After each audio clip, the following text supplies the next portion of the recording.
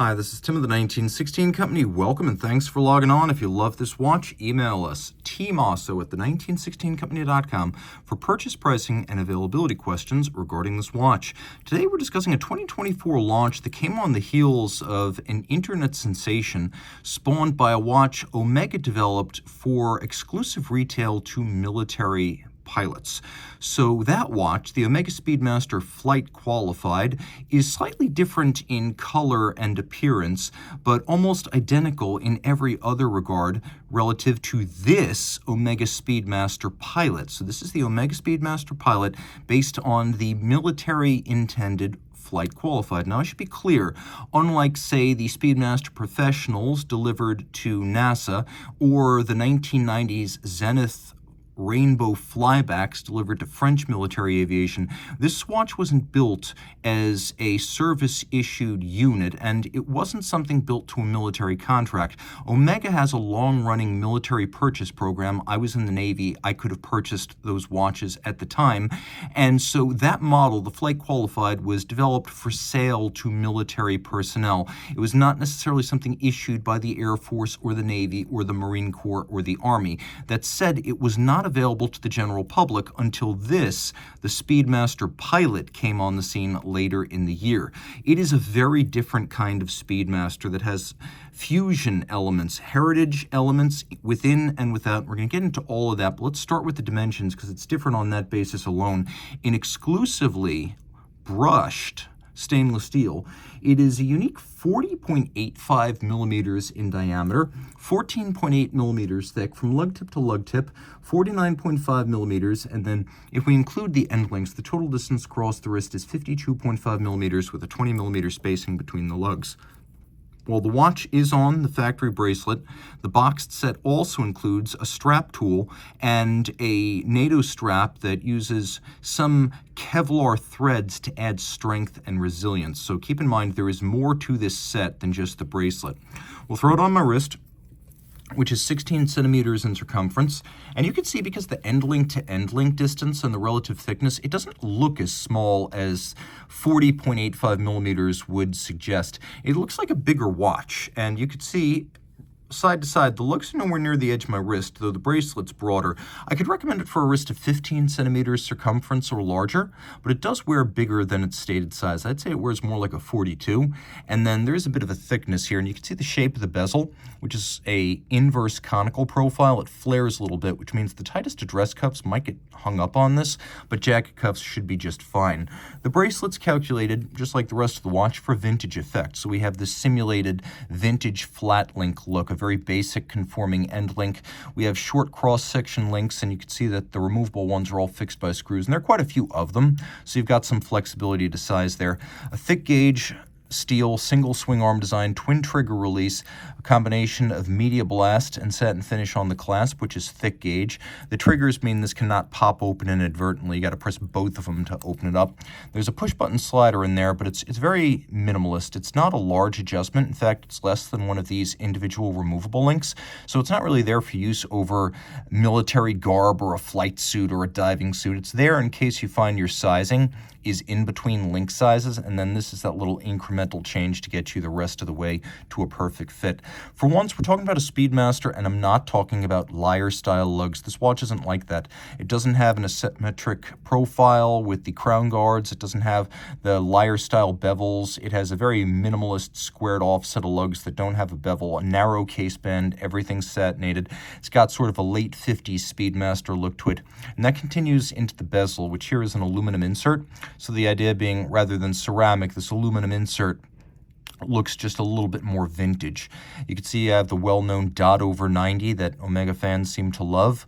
I'm neutral on that, but it's a heritage element. This watch is sort of a combination or an anthology of heritage elements. So you've got this sort of late 50s Speedmaster look, and then you get to the dial, and I see elements of Well, the Flight Masters from the 70s, and then even later than that, there's a little bit of Speedmaster Mark 40 here.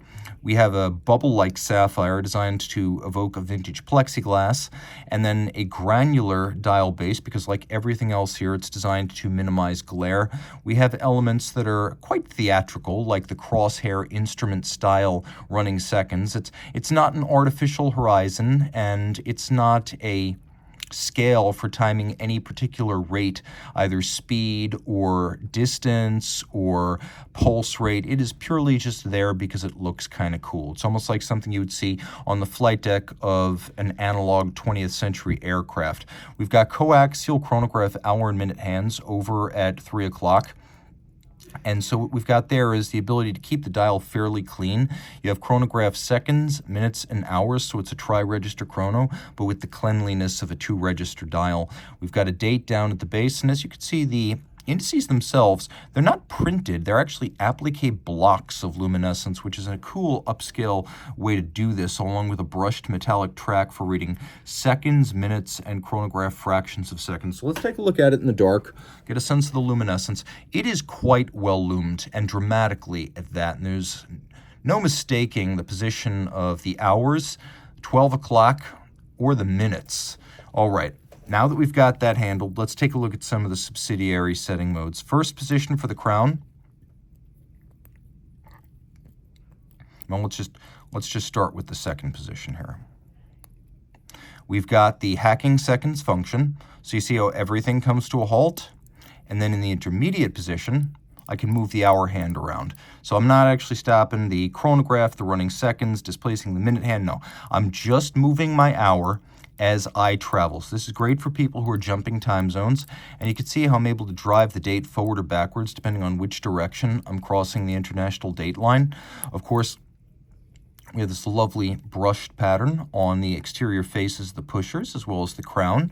The dial includes a granular matte finish, but it also includes some flourishes of white, blue, orange, yellow. It's a lot of fun and highly enjoyable. The advertising, yes, it is a coaxial escapement as created by George Daniels in 1974, industrialized by Omega in 1999. Now, the tri-level means you have coaxial impulse surfaces on the escape wheel, and then you have a third level for the drive of the wheel. That's what it means when I say tri-level. The coaxial impulsing surfaces don't have to double as part of the gear train of the going train of the watch. That's what tri-level means.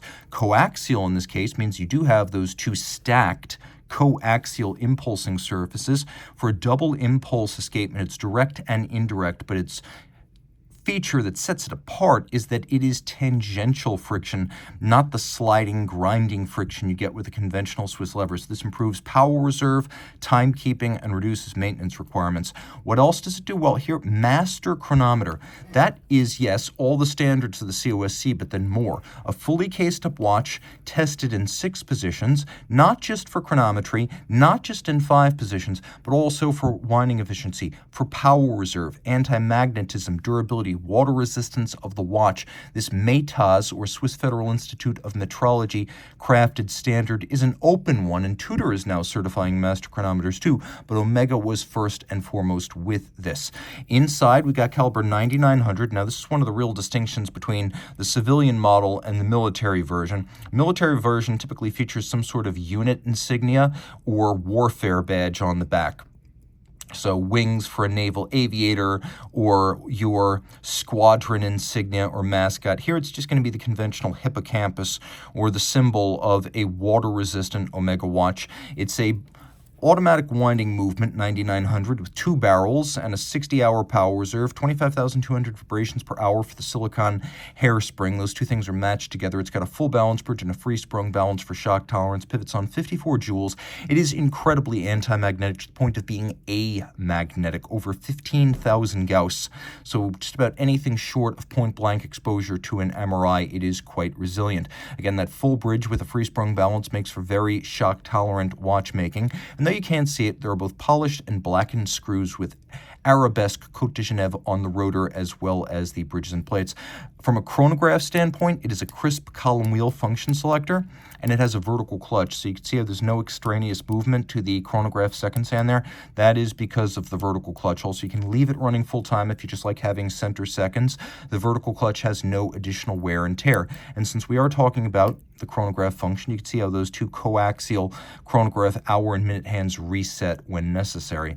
If you love this watch and you want something with a little bit of real military modern age street cred, as well as a very distinct and different take on the Speedmaster, reach out to Team Mosso at the 1916company.com for purchase and pricing details.